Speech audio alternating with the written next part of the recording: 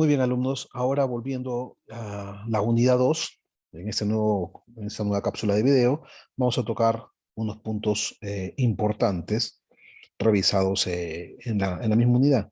Primero, el análisis de cómo evaluar un proyecto. Y como hemos tocado en la unidad 1, tenemos el análisis de mercado, ¿no? Que vemos ahí prácticamente la oferta, la competencia, la demanda y la sensibilidad y riesgos que pueden haber ahí. Sensibilidad es el precio que nosotros podríamos entrar al mercado para participar en él y no encontrar una barrera de entrada al mismo, ¿no? En la parte administrativa, operativa, básicamente los aspectos legales, aspectos técnicos u operativos de recursos, tanto humanos como materiales o de hardware y software.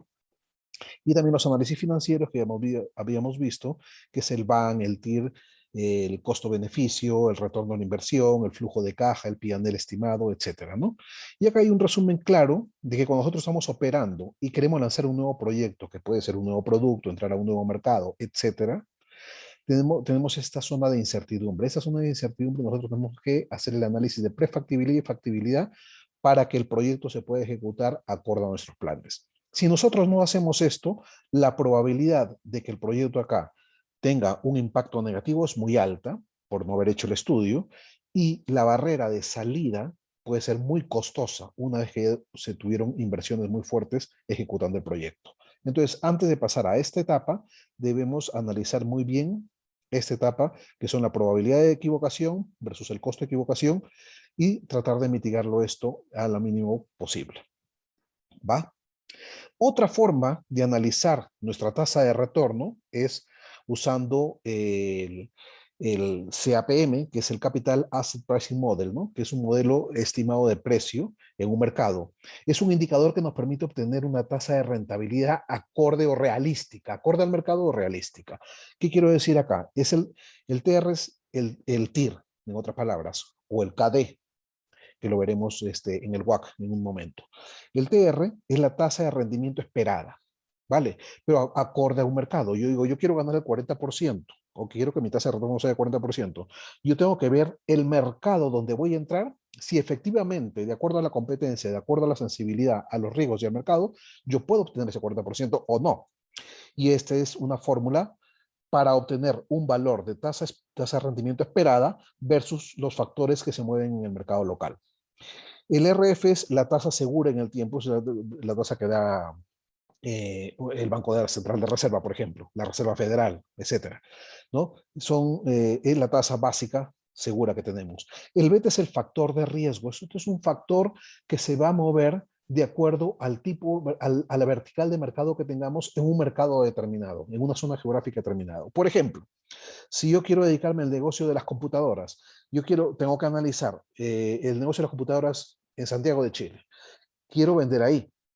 Tengo que analizar cómo son los precios o cómo es el comportamiento del mercado, cómo es la variación del beta en el mercado de computadoras en Santiago de Chile, que va a ser diferente al que suceda, por ejemplo, en Milán, en Italia, totalmente distinto. Entonces, yo tengo que evaluar ese factor de beta y ese factor lo vemos en las tasas bursátiles. Ahí vemos el factor beta de riesgo que va a ver en ese mercado vertical en una determinada zona. El RM básicamente es la tasa de mercado que nosotros esperamos, o no lo que esperamos, perdón, la tasa de mercado que se da de acuerdo a la competencia, y este diferencial es la exposición de riesgos, que es la tasa de mercado menos la tasa segura en el tiempo, ¿no? Este es un gráfico básicamente que de acuerdo a cómo es el comportamiento del beta, nosotros podemos tener una rentabilidad un poco menor o mayor de acuerdo a esto, ¿no?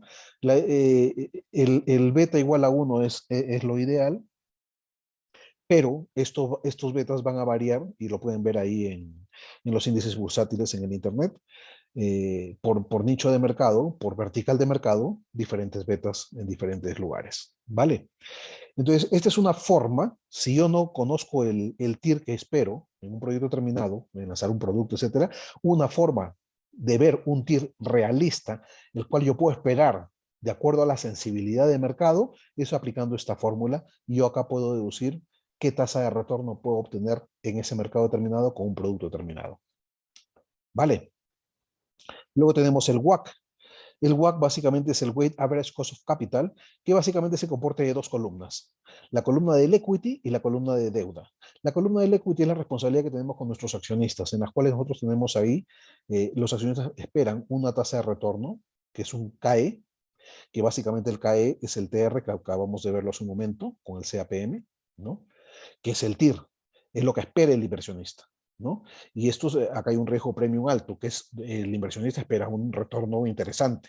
Y tenemos los intereses de deuda con entidades financieras o con proveedores, en las cuales tenemos cierta protección, acá está el tax shield, que estas deudas financieras pues tienen una protección de impuesto, ¿no? Que se llama el costo de deuda, que es el KD, ¿no? La sumatoria de los dos nos da el valor estimado de una empresa.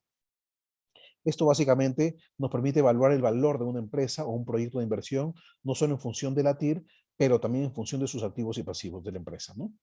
O sea, acá nos da una visión general de cuánto podría ser el costo de dicha empresa o de dicho proyecto cuando queremos lanzarlo, ¿no?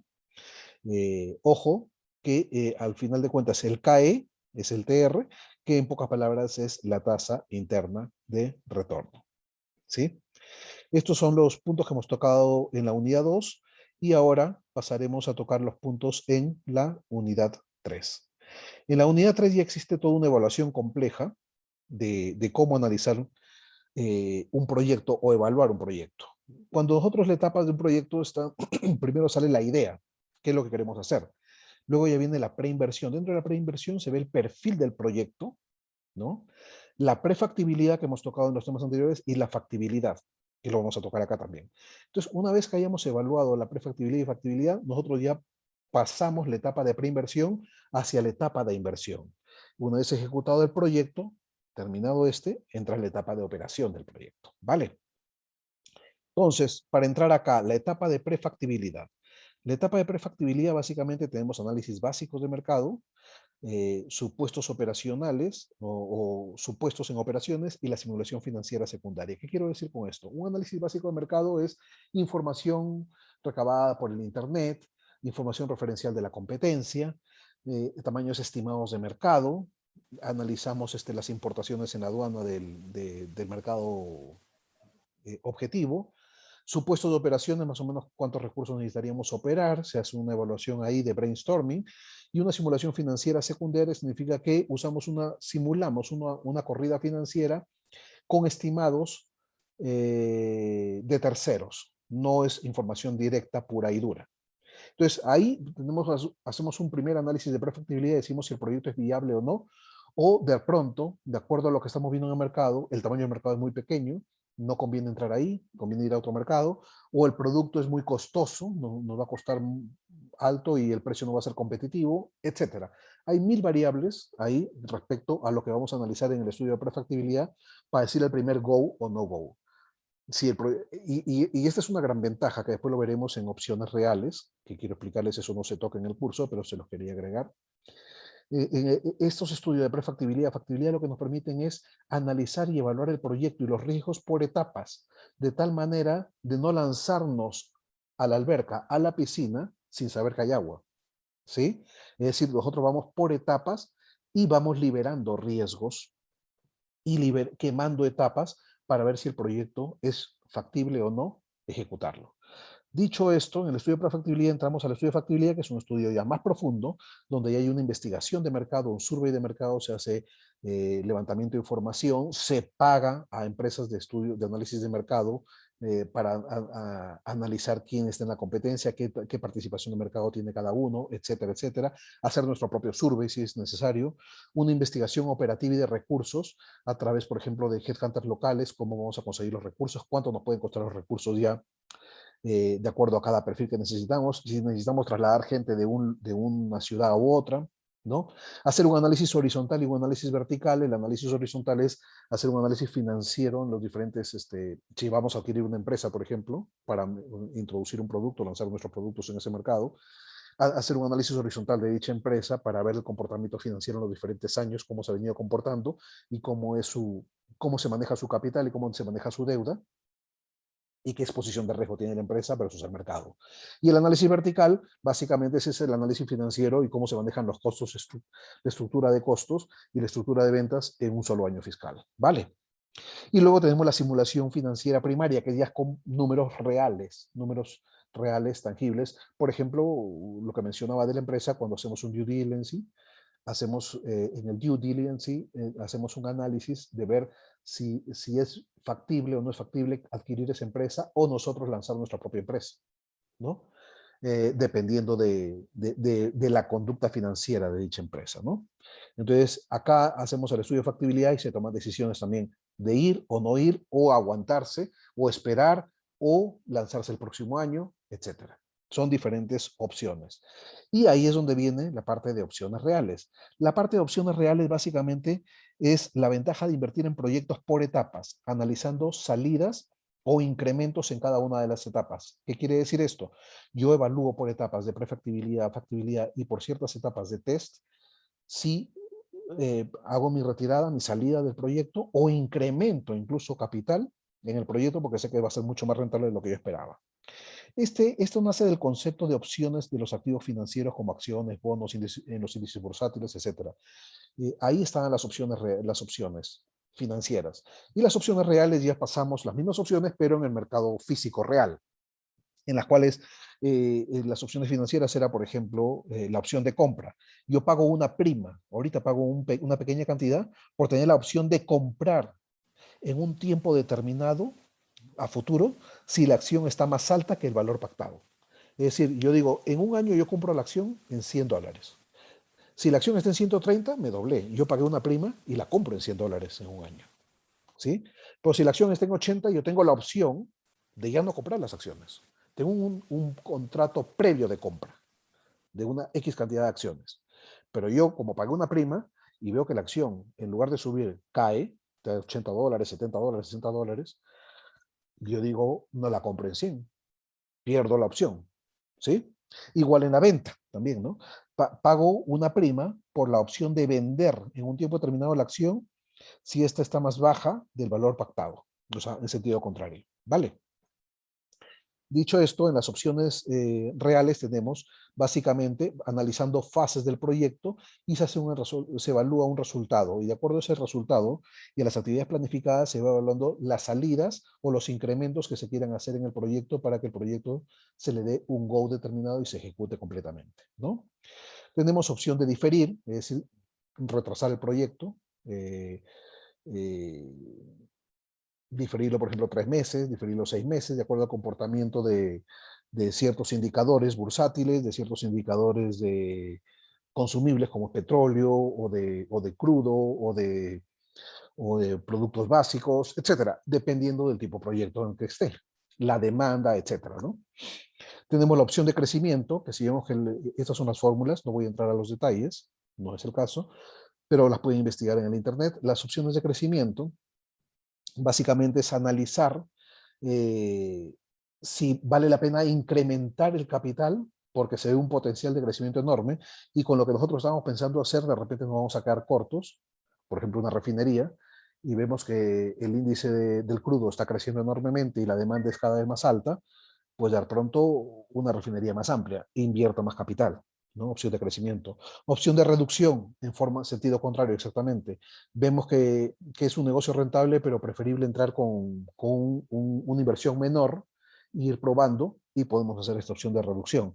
La opción de cierre temporal, es decir, congelar y esperar hasta nuevo aviso, 1, 2, 3 años, para volver a iniciar el proyecto. La opción de abandono, que es básicamente hacer la retirada del proyecto y abortar el mismo, porque no tiene sentido invertir en ese proyecto.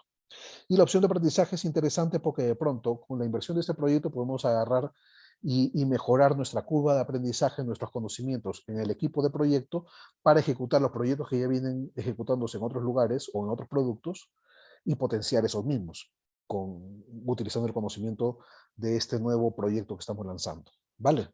Esos son básicamente las opciones reales.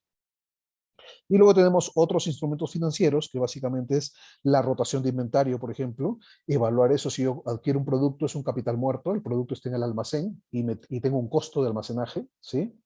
Y si el producto es de lento movimiento, lo que va a pasar es de que ese capital es un capital muerto, es un capital estancado. No me sirve, yo tengo que tener un producto de alta rotación. Y ahí nosotros hacemos un análisis de rotación de inventario por tipo de producto o SKU, cuáles son de alta rotación y cuáles son de baja rotación. Y esto se va modulando en el tiempo para ver cuáles son los productos más eficientes. Entonces, cuando yo voy a hacer el due diligence de una empresa, tengo que ver cómo son los SKUs o sus productos que tienen almacén, cuáles son de alta rotación, cuáles son de baja rotación y cuál es el porcentaje entre ellos, ¿no? Los flujos de caja, que ya está bastante explicado, los flujos de caja futuro y cómo es el comportamiento anterior para ver cómo va nuestro capital versus nuestra deuda, que ya entran ahí lo que es la razón corriente y la prueba de ácido. La razón corriente, básicamente los activos corrientes que tenemos más el inventario entre los pasivos corrientes, que son nuestras deudas, ¿no? Pero el inventario puede ser un instrumento de lento movimiento. Entonces, para ser más sanos, en la prueba de ácido retiramos de la ecuación el inventario físico y solamente nos quedamos con el inventario del backlog y de cuentas por cobrar. Acá, lo que sí vamos a considerar es el inventario del backlog. ¿Qué quiere decir eso? Inventario de contratos ya firmados que todavía no entrego el producto, pero lo tengo en el almacén porque por demoras el proyecto de mi cliente se ha atrasado y todavía no le he entregado los materiales. Ese stock, ese inventario, sí hay que considerarlo en el activo corriente, porque es un contrato ya firmado, ¿vale? Y el activo corriente, entre el pasivo corriente, si tenemos un resultante mayor a 1, quiere decir que nosotros tenemos una salud financiera bastante buena para proceder con el negocio o con el nuevo proyecto. Básicamente, este ha sido el resumen de las 3 unidades que he pretendido realizar en esta cápsula, con la finalidad de que ustedes puedan comprender en una forma más sencilla los conceptos de Project Evaluation and Assessment o evaluación de proyectos en las 3 unidades que venimos trabajando en el curso. Cualquier duda nuevamente, por favor, me la hacen en el curso o me la hacen acá también en una pregunta en mi canal de YouTube. Muchas gracias y nos seguimos hablando. Saludos.